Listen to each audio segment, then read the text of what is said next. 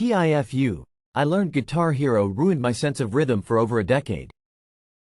I've played music since middle school and Guitar Hero was a big factor in that.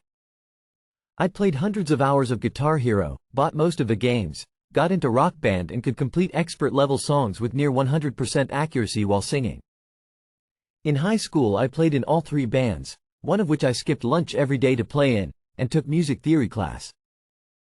After high school I learned multiple instruments, took college-level music theory, and learned about the physics of sound for fun. After college I got into recording my own music. I barely have over 100 listeners on any of my songs, but it's just a fun creative outlet.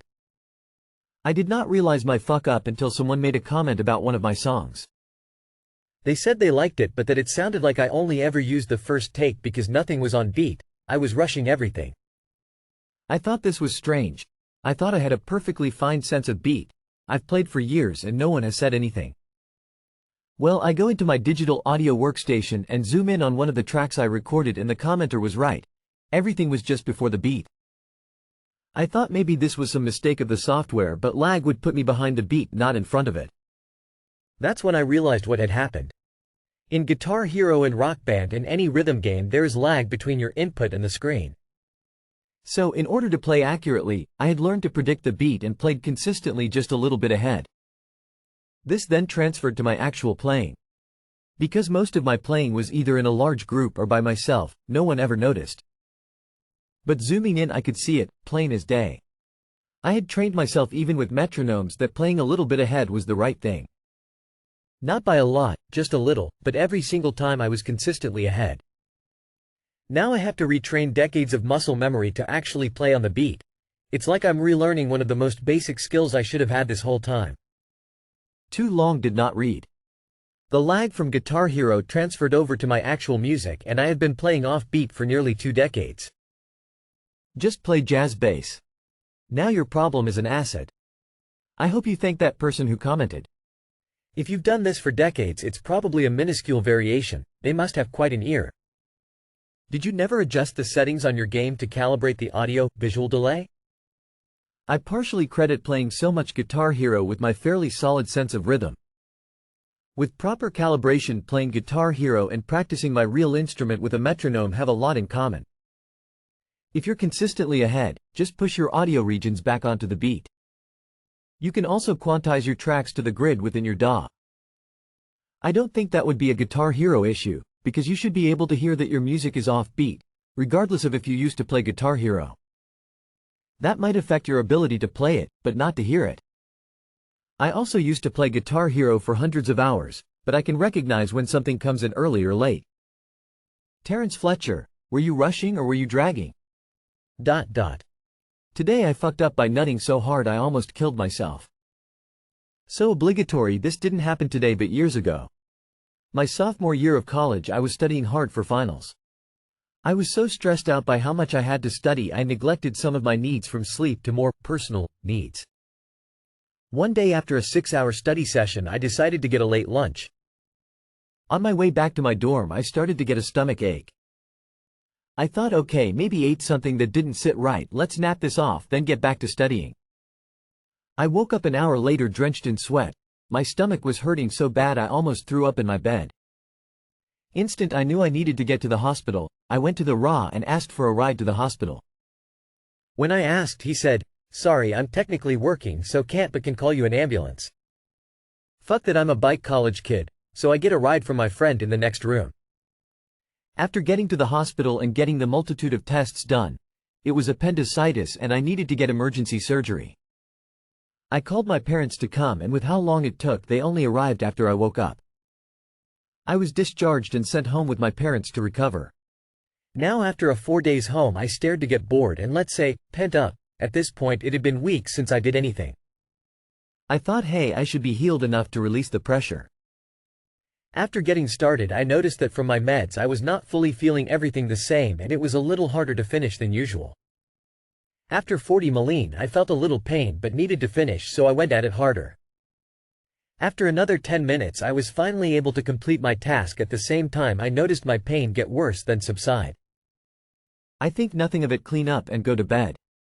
The next morning I'm a mess. I wake up in terrible pain and freezing. I think okay, let's double my meds and see how that works. By that night it only got worse. I was on the recliner covered in blankets and in such pain. I asked my mom what the temp was at and she said 74. That's when I knew it was bad. I had 3 blankets, was freezing still and covered in sweat. I told her I think we need to go to the hospital. We rushed over and it seemed empty. Okay, this shouldn't take too long. Boy, I was wrong. We were there for an hour and a half to the point I said maybe we should go home. I had gotten used to the pain so wasn't struggling. My mom insisted we stay and at least get checked out. After another 30 minutes we get taken to the triage for vitals. All were good until we got to my temperature. I have never seen a nurse turn white until then. She then said, "Fuck, how are you conscious?" Apparently my fever was 105F, which can cause seizures and death. Needless to say, I was rushed into a cooling bed and examined quickly. They found my stitches had ripped and intestinal fluids filled my abdomen. I needed another emergency surgery to clean me out and close the hole. I spent the next 9 days fighting the fever and even had a dream where I died and went to an afterlife. Woke up asking the nurse if I was dead, gave her a good laugh. Needless to say, learned my lesson to wait longer before choking the chicken after surgery. Edit. Some extra info to be clear. While fighting the fever they had a drain put in my abdomen to remove any more infection buildup, which is why the fever lasted so long. When they took it out it felt like they were tugging at my junk cause of how it was positioned. Edit 2. Woke up to this post popping. 1. For all those who regret reading, I am sorry. 2. I am dying laughing at the reaction photos. And 3. Again sorry. Edit 3. Since I got asked for it, here's the dream I had where I died and went to an afterlife. Too long, did not read. Today I fucked up by masturbating too soon after surgery and getting sepsis. There is either nothing here or just this link. Wow, I hated every bit of this. You're also a dumbass.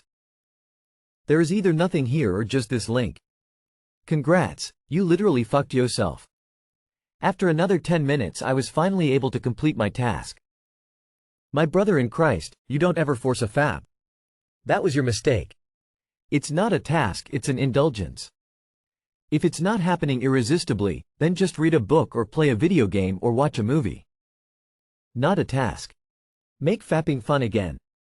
I had my appendix out recently and had the drain for almost 3 weeks. The surgeon, when he pulled it out, was like, "This might feel a little weird." He made the same motion as if he was starting a lawnmower when he pulled the drain, and it felt like my intestines were coming out again. Hope the scar looks cool, mine looks like a weird blob. Today I fucked up by trusting my BF. Today I fucked up by trusting my boyfriend with a simple task. His mom asked last minute to stop by and say hello. I had to go by the store on my way home, so there was a chance she would get there before me. I asked my boyfriend to please hide my weed and my grinder that I left on the kitchen counter last night, and he said okay. I get home.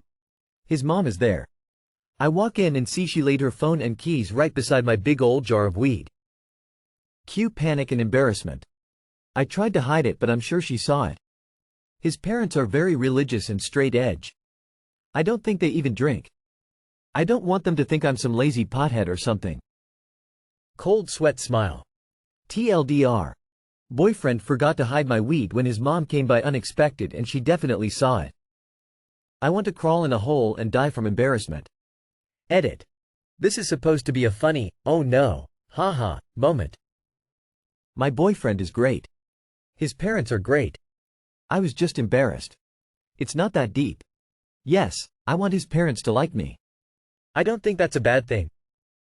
Look on the bright side. If they're that religious and straight edge, they might not even know what weed looks like. This reminds me of my parents. They know I smoke now, but I hid it from them for years. They'd show up unannounced sometimes, we don't mind that, and I'd have it sitting on the table. My dad would sit in the chair in front of it and never say anything. I'd slowly move it out of sight as we talked. Lol, I was naive and thought they didn't see it. You're an adult, not their kid, own it. I'm sure they've smelled it on you and already knew. My parents did, but never said anything to me.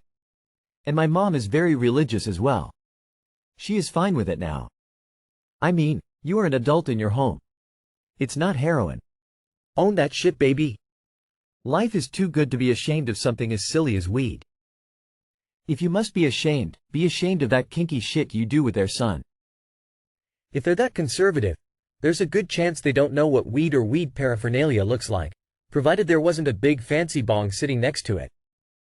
Even then, I once found myself explaining to a friend in high school that no, that weird thing with all the squiggly tubes that their parents have on the shelf is not actually blown glass art, as they had told them through all of their childhood.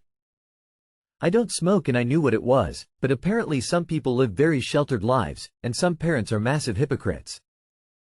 Did she ever bring it up, Op?